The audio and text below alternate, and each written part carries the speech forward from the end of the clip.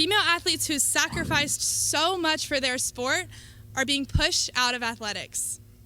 Sadly, I have had to play my sport, volleyball, against a male. College recruiters were trying to evaluate my skills, but instead they watched this boy slam the ball in our face time and time again. I was forced to compete against two biological males in track and field. I was kicked out of the 55-meter finals and qualifying for the New England meet by the two biological males, and I was forced into the sidelines. I refuse to be the last generation of girls to experience equal opportunity, respect, fairness, and even safety in many sports.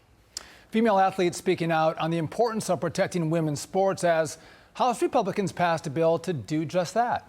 Joining us now, one of the athletes you just heard from, a former track star who is suing Connecticut Interscholastic Athletic Conference over its trans athlete policy. Selina Soule and Alliance Defending Freedom senior counsel Jake Warner. Selina, thank you so much for being here. Your reaction to what the Republicans voted for today and the chance that your lawsuit, again, it's been shot down in lower courts, actually makes its way to the Supreme Court. I am very encouraged that the House Republicans decided to take a stand and protect women's sports, and I will be forever grateful to them. And I am prepared to fight for this issue for as long as it takes. Jake, talk to me about the case. Where's it at and what are the prospects for success? The case right now is at the Second Circuit. Recently, the full Second Circuit said we want to hear this case again. So oral argument is going to be scheduled soon, and the Second Circuit will make a decision in Selina's case. But this federal bill really highlights an important national debate that's going on. It reaffirms Title IX protections for women and girls, ensuring that they will have equal opportunities in sports, because in the past few years, those opportunities have been taken away by males identifying as female. It's astonishing, but today, not one single Democrat voted for this bill. Instead, they tore it apart. Listen to this. A bill to ban some transgender kids from participating in sports. This is not where the American people are at. And this is a creepy bill. And the extreme MAGA Republicans are trying to sensationalize an issue that doesn't really exist in the way that they are falsely portraying. There's this creepy idea, I guess this bill is going to require genital inspections of children. I mean, this is outrageous. All children are the creation of God. It's not up to you to decide which children don't belong.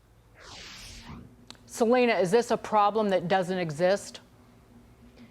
It certainly exists. I was forced to compete against two biological males all 4 years of high school. I raced against these athletes over a dozen times, and I was never close a single time. And it's extremely heartbreaking and demoralizing to hear that some out there do not hear our stories, do not care, and do not want to take the stand to ensure that women's sports stay as women's sports.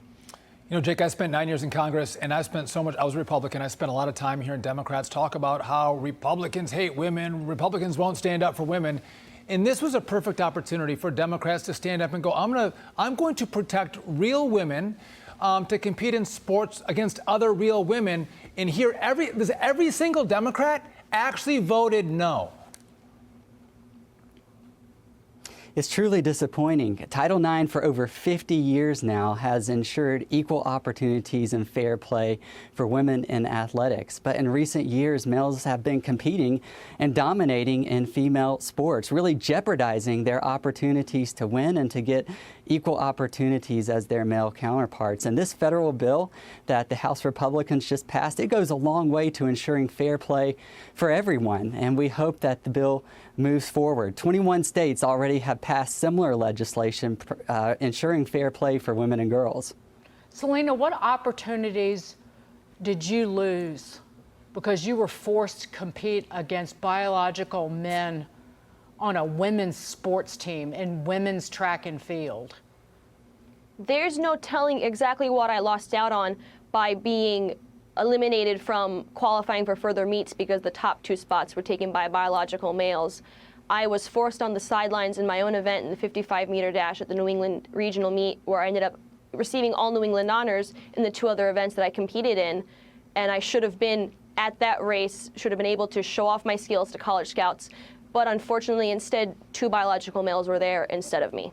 Wouldn't it be a great compromise if we said, let's make a 3rd category? If you're a boy that wants to be a girl or a girl that wants to be a boy, we'll make a category for you and you guys can compete against each other, but let's leave girls in their category, boys in their category, and not have this cross-pollination, which is really unfair for girls.